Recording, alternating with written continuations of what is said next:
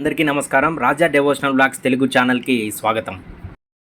యాగంటి క్షేత్రంలో ప్రసిద్ధిగా మనం నమ్మేటువంటి విషయాలు ఏంటి అంటే, ఒకటి యాగంటి బసవన్న పెరుగుతూ ఉండటము, రెండవది కాకులు సంచరించకుండా అగస్త్య మహర్షి శాపం పెట్టారని మనకు తెలుస్తుంది.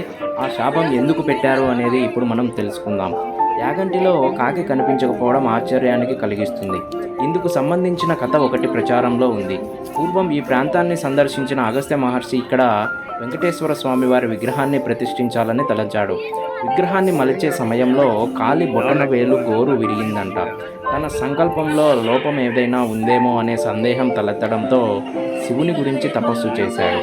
ఆ సమయంలో కాకులు ఆయన తపస్సుకు భంగం కలిగించడంతో అవి ఆ ప్రాంతంలో సంచరించకుండా నిషేధాన్ని విధిస్తూ శపించాడట.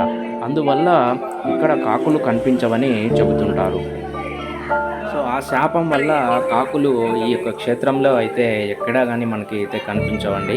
ఇదైతే మీరు వెళ్ళినప్పుడు తప్పకుండా గమనించండి. అలానే మన ఛానల్ని మొదటిసారి పెడితే విజిట్ చేస్తున్నారో వారు తప్పకుండా మన ఛానల్ని సబ్స్క్రైబ్ చేసుకోవాల్సిందిగా కోరుకుంటున్నాను. యాగంటి వెళ్ళిన ప్రతి ఒక్కరూ 3 సహజ సిద్ధ గుహలు, అలానే యాగంటి బసవన్న గురించి తెలుసుకోండి.